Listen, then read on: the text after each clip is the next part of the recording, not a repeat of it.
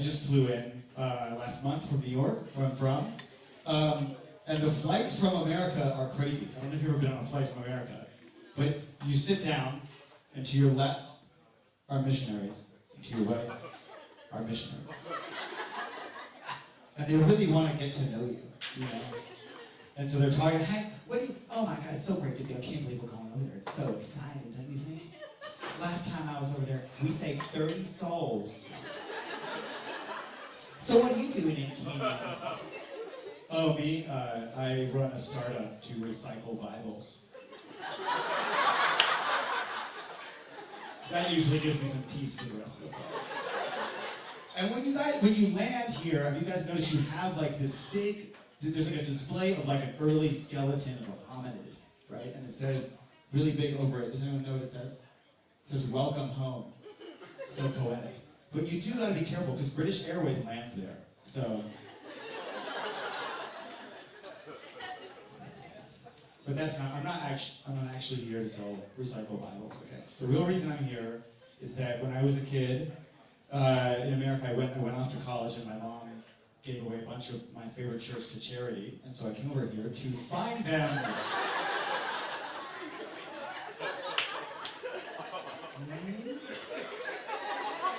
Can you open your checkbook? No. Mine's contingent. You would listen. You know, people ask me, they ask me a lot of questions about America, about the problems in America. You guys hear a lot about our problems, right? Yeah? They're not funny, they're very serious, though. Okay? Democracies are ripping. What are the problems you guys hear about in America? Cops? Drugs?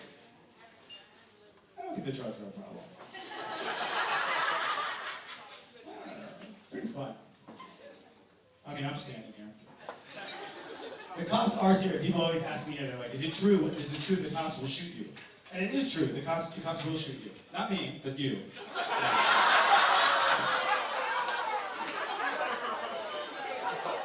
Like when the cops pull me over, it's just to let me know they're hiring. Okay, because it's very nice of them. And my friends back in America, they asked me the dumbest questions about over here. They asked me, are you fitting in, Tyler? Do you feel like you fit in? No! Of course I don't fit in. I think people don't realize how black Kenya is. Like, if Obama got elected here, he'd be the first white president. It would be incredible. Like, a historic day, people would be crying and caring, like, this is so good to see someone out there like us. Last weekend, there was a very special American in town. Who was it? Anyone know? Benny Hinn, the preacher. Mm-hmm.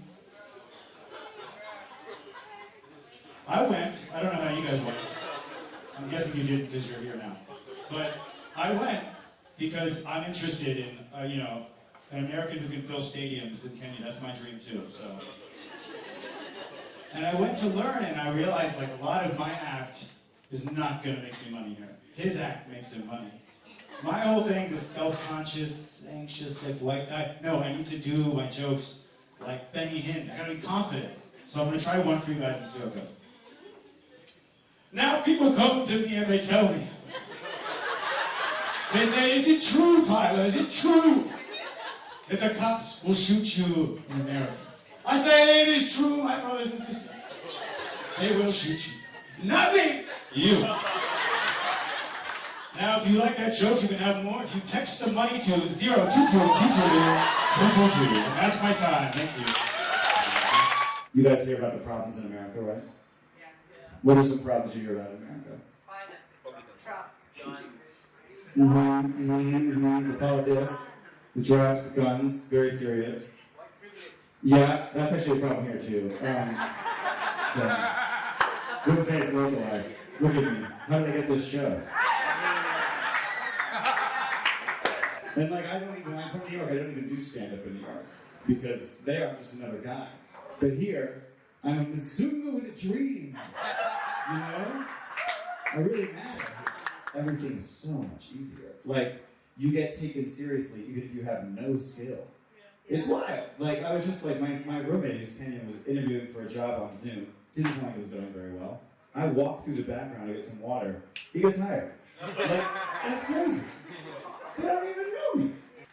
But I thought like all this kind of gravy train shit for white people would build a little bit of solidarity. Like, me and him, you know, maybe we should have a bond. But like, you know this idea of the nod? The nod is when two black people are in an all-white space, they see each other and they go, what's up? I got you, right? See you. The white version of that I've learned being here is you see another white person and you go, what the fuck are you doing here? This is my black thing. These are my black friends. I discovered them. Okay? So, and like, there's no solidarity. You guys also have this amazing thing I've learned where you guys are doing well. You're at a comedy show. Congratulations on buying a ticket. So you're probably sending money back to your families, right? Who here sends money back to their families? Make some noise. Yeah. Right. And you have a term for this, right? Yeah, black tax. And everyone says it like like you make it sounds bad, the tax part.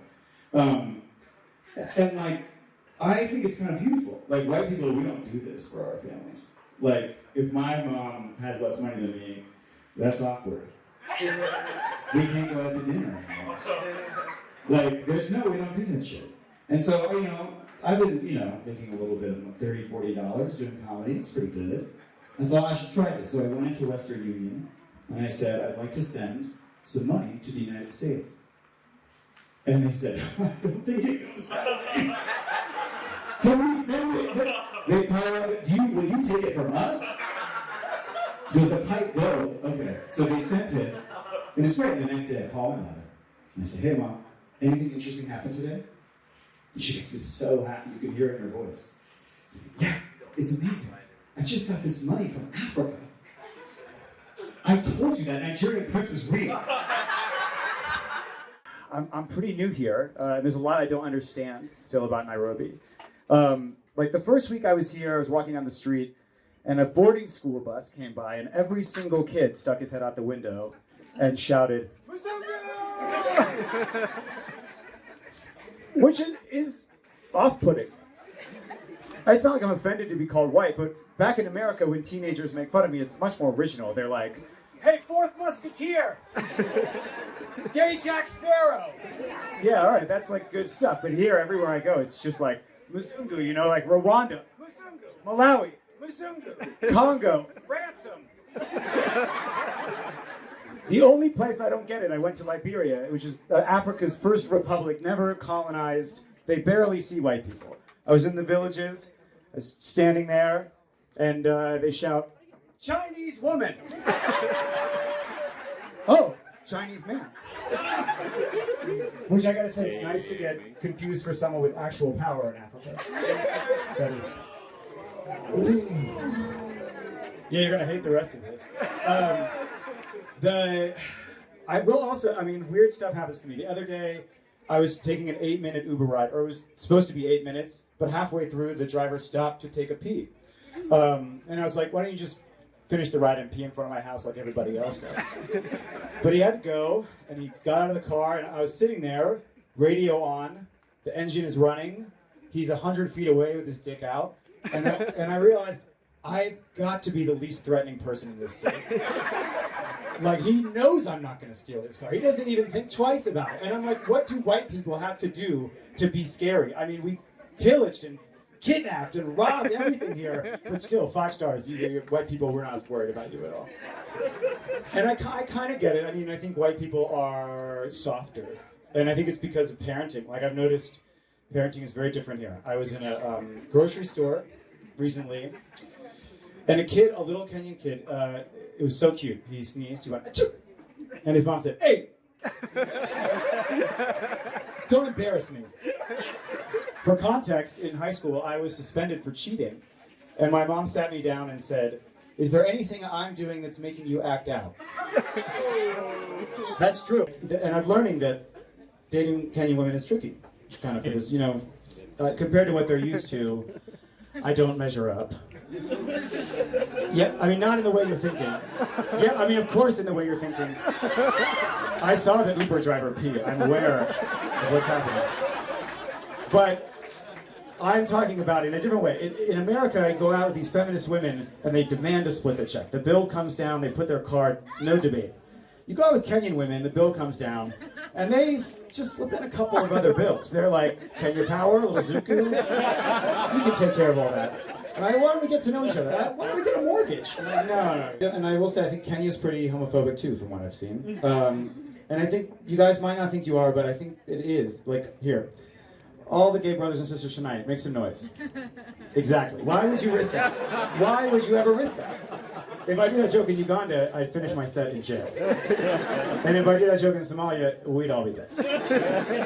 But I think from listening to your politicians, it seems like the big thing is people are afraid that the homosexuals are going to recruit, that they're out to sort of influence you, indoctrinate you with their lifestyle, their beliefs, which is, I think, very ironic because when I got my SIM card here from Safaricom, I hadn't texted or called a single person, and I got a text message that says, remind your callers today, Yesu ni Bwana. Which I looked up, and apparently it means Jesus' daddy. So it seems like they're already doing the work. And I also hear from the politicians that homosexual values are not African values. Homosexual traditions are not African traditions, which I don't really buy because your public transit is the gayest thing I've ever seen. Matatus are like this fabulous queer mobile with fuzzy balls in the window, and disco lights, and an airbrush painting of a shirtless man on the side, and there's a guy hanging out the door trying to pick you up. And you guys are like, no, that's not African. No.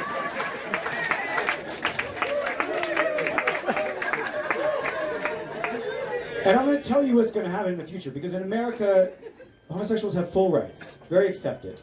And let me tell you, they don't want anything to do with straight people. They're not trying anything. They have these amazing, fabulous parties with beautiful people, amazing wine, and they're not inviting any straight people. They don't return my calls at all. So I wish they were recruited. It seems incredible. Yeah, they never answer. I don't know how they're ever going to find out that Jesus is daddy.